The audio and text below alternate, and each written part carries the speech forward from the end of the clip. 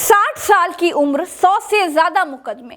पूर्व प्रधानमंत्री जवाहरलाल नेहरू की सीट फूलपुर से सांसदी जीतने वाले, 2019 में बनारस से नरेंद्र मोदी के खिलाफ चुनाव लड़ने वाले, 5 बार के विधायक, 1 बार सांसद बनने वाला एक माफिया अतीक अहमद ने गुजरात जेल में बैठकर उत्तर प्रदेश के भीतर तालिबान जैसा उत्पात मचा दिया।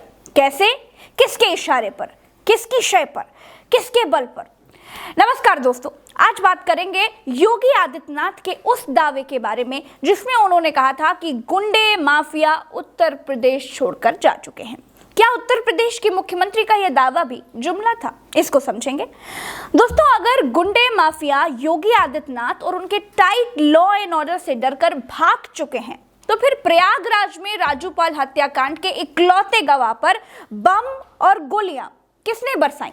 कहा गया कि अतीक अहमद का यूपी के जेलों में साम्राज्य चलता है, इसीलिए सुप्रीम कोर्ट के आदेश पर उसको मोदी जी के गुजरात की साबरमती जेल में शिफ्ट कर दिया गया। लेकिन उसका साम्राज्य खत्म नहीं हुआ।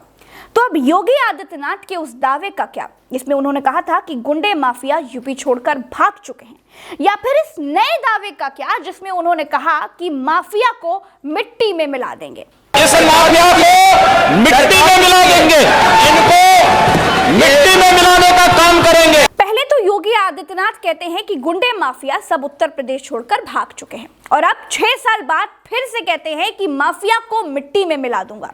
इसका सीधा सा मतलब यह है कि गुंडे माफियाओं के बारे में योगी आदित्यनाथ ने जो पहले कहा था वो झूठ था, कोरी डायलॉग बाजी थी, इमेज बिल्डिंग फॉर्मूला था बस।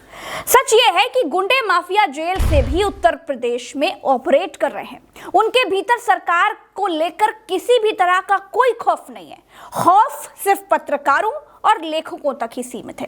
अगर विकास दुबे के कांड को 2 मिनट के लिए अलग कर दे तो बीजेपी के बड़े नेता भी मुस्लिम माफियाओं के नामों को ही प्रचारित करते हुए दिखाई देते हैं। पश्चिमी उत्तर प्रदेश में दिखाई पड़ता है क्या? दिखाई पड़ता है भाई। आजम खान कहां है? अरे जोर से बोलो, कहां है? अतीक अहमद कहां है? मुख्तार अंसारी कहां है? जैसा कांड कथित तौर पर अतीक अहमद ने प्रयागराज में कराया है, जैसी तस्वीरें सीसीटीवी कैमरे में कैद हुई हैं, ऐसी भयानक तस्वीरें अमृतकाल या फिर रामराज के पहले भी कभी दिखाई नहीं दी। पुलिस की सुरक्षा में एक गवाह मार दिया जाता है, सुरक्षा कर्मी भी मार दिया जाता है। यह है उत्तर प्रदेश का सुरक्षित माहौल। ये दिन का कांड था, लेकिन ऐसे ही एक सुरक्षित माहौल का जुमला गृह मंत्री अमित शाह चुनाव में सुनाते हुए देखे गए थे। आज कोई भी त्योहार हो, छठ का हो, दीपावली का हो, 16 साल की बच्ची गहने लाकर स्कूटी पर रात को 12 बजे भी यूपी की सड़कों पर निकल सकती है, कोई डर का। रामराज वाली सरकार में जेल में बंद एक माफिया ने अपने खिलाफ खड़े हुए इकलौते गवाह को मरवा दिया।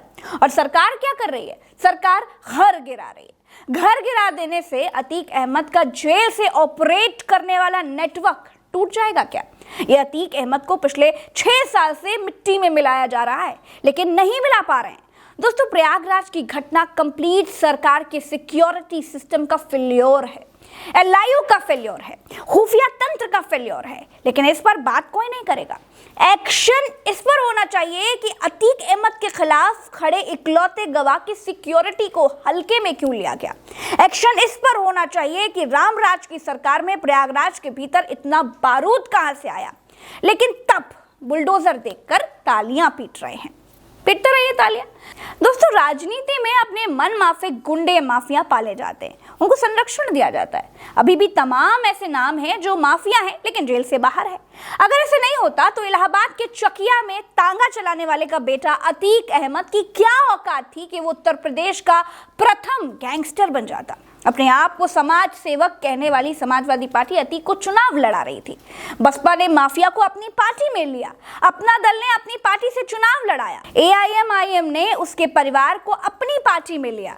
माफिया पर सबकी लाट टपकती है, बस माफिया अपने मन माफिक होना चाहिए, अपने बिगड़े काम बनाने वाला होना चाहिए, फिर उस कानून को उस माफिया की जूती बना दिया जाता है। अतीक अहमद इसका सबसे बड़ा उदाहरण है दोस्तों। ये नेता सांप पालकर समाज को डसने के लिए छोड़ देते हैं, समाज भी गुंडों को ही हीरो बनाता है। अगर ऐसा नहीं होता तो फिर एक माफिया 5 बार विधायक और 1 बार सांसद नहीं बनता, पंडित जवाहरलाल नेहरू की सीट फूलपुर से जीतकर संसद ना पहुंचता। दोस्तों अभी के लिए इतना ही। अगर आप चैनल पर नए हैं तो सब्सक्राइब जरूर कीजिए और इस विषय पर आपका क्या सोचना है मुझे कमेंट में जरूर बताइए। नमस्कार।